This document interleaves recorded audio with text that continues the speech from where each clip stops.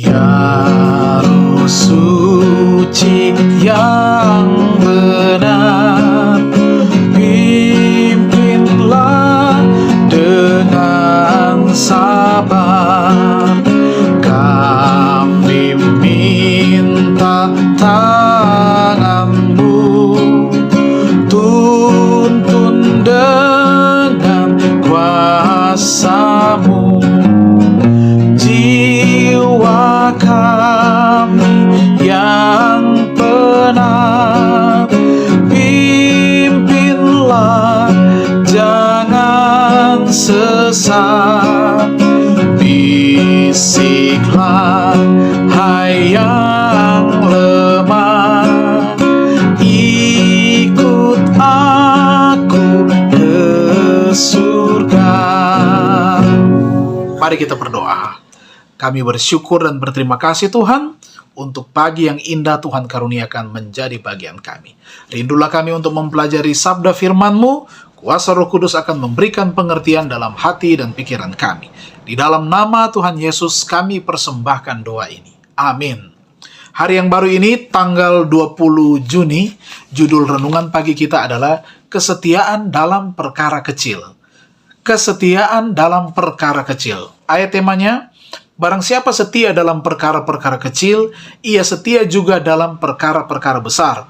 Dan barang siapa tidak benar dalam perkara-perkara kecil, ia tidak benar juga dalam perkara-perkara besar. Lukas 16 ayatnya yang ke-10. Penjelasannya, sebab seperti orang yang membuat perhitungan dalam dirinya sendiri, demikianlah ia. Banyak pikiran yang membuat sejarah tidak tercatat dalam sehari. Dan pikiran ini besar berpengaruh terhadap pembangunan karakter.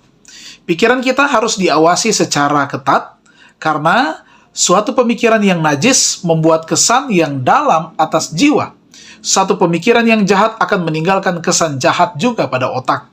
Jika pikiran jernih dan kudus, orang itu menjadi lebih baik karena dia menginginkan pemikiran tersebut. Olehnya denyutan rohani dibangunkan, dan kuasa melakukan yang baik ditambahkan. Dan seperti setetes air hujan mempersiapkan tetesan lain untuk menyiram tanah, demikianlah juga satu pemikiran yang baik membuka jalan pikiran lain. Perjalanan terpanjang dimulai dengan satu langkah pada awalnya. Langkah seterusnya akan mengantar kita pada ujung jalan. Rantai yang terpanjang terdiri dari mata-mata rantai tersendiri. Sekiranya satu mata rantai rusak, rantai itu tidak berguna.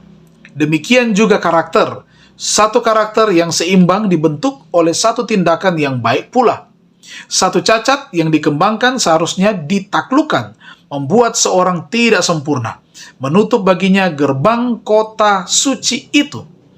Ia yang akan masuk surga harus punya karakter tanpa noda atau kerut maupun sejenisnya. Tidak satupun yang najis masuk ke dalamnya. Di antara semua rombongan yang ditebus tidak terdapat satu cacat pun.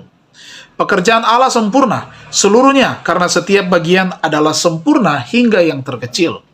Diciptakannya pucuk rumput halus seperti kehati-hatiannya menciptakan satu bumi.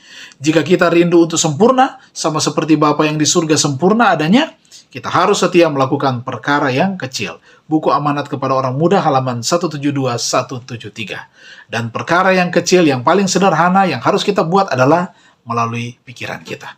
Ketika kita berpikir yang baik, berpikir yang mulia, maka suatu pemikiran yang baik dan mulia juga akan muncul. Tetapi pikiran yang jahat, pikiran yang najis akan membuat otak juga menjadi rusak, dan akan muncul juga pikiran-pikiran yang jahat. Tuhan kiranya memberkati kita pada sepanjang hari ini untuk setia dalam perkara-perkara yang kecil. Mari kita tunduk kepala dan kita berdoa. Bapa di surga, terima kasih. Firman Tuhan yang indah di pagi ini dapat kami renungkan. Ajarlah kami mulai pada saat ini untuk setia kepada perkara-perkara yang kecil dengan melakukannya terbaik, maka Tuhan akan mengaruniakan kepada kami hal-hal juga atau tanggung jawab yang lebih besar.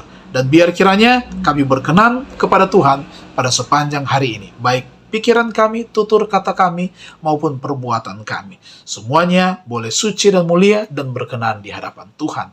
Tuhan berkati setiap usaha dan pencarian kami, sehingga kami boleh mendapatkan yang terbaik lagi pada hari ini. Baik kami secara pribadi, kaum keluarga kami, anak-anak, dan juga orang tua kami. Kiranya damai berkat melalui kasih Allah Bapa dalam kasih Tuhan Yesus dan persekutuan Roh Kudus menjadi bagian semua umat-umat Tuhan yang sudah beribadah di pagi ini. Di dalam nama Tuhan Yesus kami persembahkan doa ini. Amin. Terima kasih, Tuhan memberkati.